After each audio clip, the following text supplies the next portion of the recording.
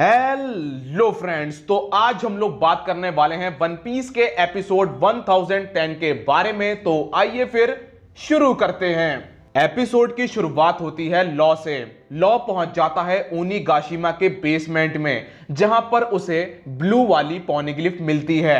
अब या तो इसे इसमें इंफॉर्मेशन मिलेगी या फिर इस पॉनिग्लिफ से इन्हें दूसरी पॉनिग्लिफ की लोकेशन मिलेगी। इसके बाद हमें ट्रैफल्गर लॉ और निको रोबिन के बीच में कन्वर्सेशन दिखाई जाती है, जहां पर लॉ निको रोबिन को अपना पूरा नाम बताता है कि मेरा नाम है ट्रैफल्गर डी वाटर लॉ। जिसके बाद निको रोबिन बोलती है कि मैं ये सुन के आश्चर्यचकित रह गई हूं, क्योंकि मुझे नहीं पता था कि तुम्हारे नाम में भी डी है। लेकिन मैं तुम्हें एक बात बता देना चाहूंगी कि मेरे पास इसके बारे में कोई भी इंफॉर्मेशन नहीं है। मेरे कैप्टन के नाम में भी डी है, लेकिन इससे उसे कोई फर्क नहीं पड़ता है। लेकिन हाँ, मैं डी के बारे में जानना चाहती हूँ। जिसके बाद लॉ बोलता है कि अगर हमें डी के बारे में जानना है तो हमें रेड रोड टू पॉनिग्लिफ को फॉलो करना पड़ेगा। जिसके बाद निको रोबिन बोलती है इसका मतलब यह है कि हमें चारों योंको को हराना पड़ेगा। और इसके बाद हमें लॉ दिखाया जाता है, जो बोलता है कि मैं इन पॉनिग्लिफ्स को ढूंढ के ही रहूंगा और मैं अपनी जिंदगी का मकसद भी जानना चाहूंगा। इसके बाद हमें दिखाया जाता है कि जो ओनी की संख्या है वो बढ़ रही है। एक्स ड्रेक और जो जोरो हैं ये लोग आपो के पीछे पड़े हैं ताकि उससे एंटीबॉडी ले सकें। इसके बाद हमें चॉपर दिखाया जाता है, जिसकी हालत थोड़ी सी खराब हो जाती है क्योंकि अब वो ओनी बन रहा होता है। तो चॉपर अपना दिमाग लगाता है कि कैसे मैं इस प्रक्रिया को थोड़ा सा धीमा कर सकूं।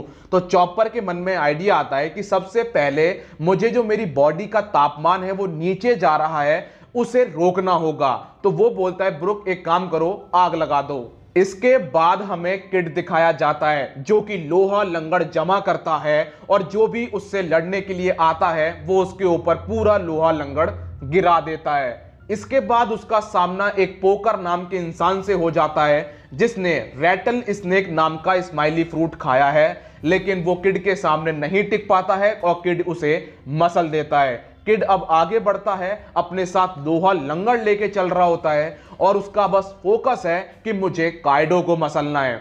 इसके बाद हमें काइडो दिखाया जाता है, जिसका सामना आकाज़ाया के मेंबर्स से हो रहा होता है। आकाज़ाया मेंबर्स अपनी स्वॉर्ड लेके काइडो के शरीर में धंसा देते हैं और बोलते हैं कि जिस दिन तुमने ओडिन को मारा था उस दिन से हमारे अंदर बदले की भावना है, हम तुम्हें मार के रहेंगे। लेकिन सही बताऊं तो काइडो अपनी पावर का मेरे ख्याल से बहुत ही नाम मात्र के बराबर अपनी पावर को यूज करता है। बस वो रेज करता है और उन्हें मसल देता है। इसके बाद वो बस अपनी फिजिकल स्ट्रेंथ का यूज करता है और वो आकाज़ाया मेंबर्स की हालत खराब कर देता है। अब काइडो कीनेमोन की तरफ बढ़ रहा होता है, सबकी सांसें एकदम थम जाती हैं। लेकिन कीनेमोन को छोड़कर आकाज़ाया के जितने मेंबर्स होते हैं वो फिर दोबारा खड़े हो जाते हैं और वो बोलते हैं कीनेमोन हम इसे रोकेंगे, इसके बाद तुम्हारे अंदर जितनी भी ताकत बची हो उस पूरी ताकत का यूज करके इसके ऊपर हमला कर देना। तो कीनेमोन को छोड़कर बाकी सारे लोग अपनी स्वॉर्ड फिर दोबारा घुसेड़ देते हैं काइडो में और उसे रोकने की कोशिश करते हैं। लेकिन काइडो फिर दोबारा अपनी पावर को रेज करता है, फिजिकल स्ट्रेंथ का यूज करता है और आकाज़ाया मेंबर्स को मसल देता है।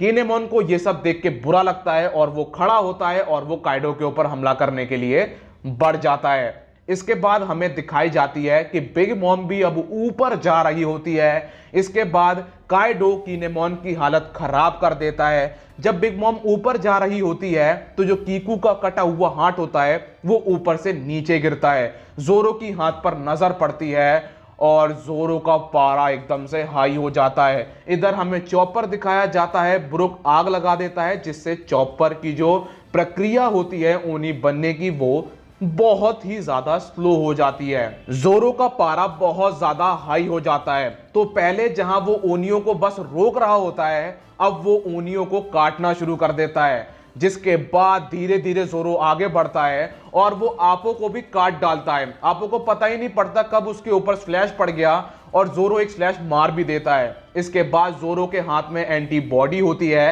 जोरो के पास चॉपर आता है, जोरो एंटीबॉडी चॉपर को देता है और वो बोलता है तुम मरोगे तो नहीं। चॉपर बोलता है तुम चिंता मत लो, मैं बिल्कुल नहीं मरूंगा। इसके बाद जोरो बोलता है ठीक है चॉपर, फिर मैं ऊपर जा रहा हूं। इसके बाद हमें चॉपर दिखाया जाता है जो कि सबसे बोलता है कि मेरी बातों को ध्यान से सुनो, आग का इस्तेमाल करो और अपना तापमान नीचे जाने से रोको, मुझे थोड़ा टाइम दो, मैं सबके लिए एंटीबॉडी बना दूंगा। फिर हमें लूफी दिखाया जाता है जो कि ऊपर जा रहा होता है। तभी सांजी को एक लड़की की चिल्लाने की आवाज आती है और सांजी रुक जाता है।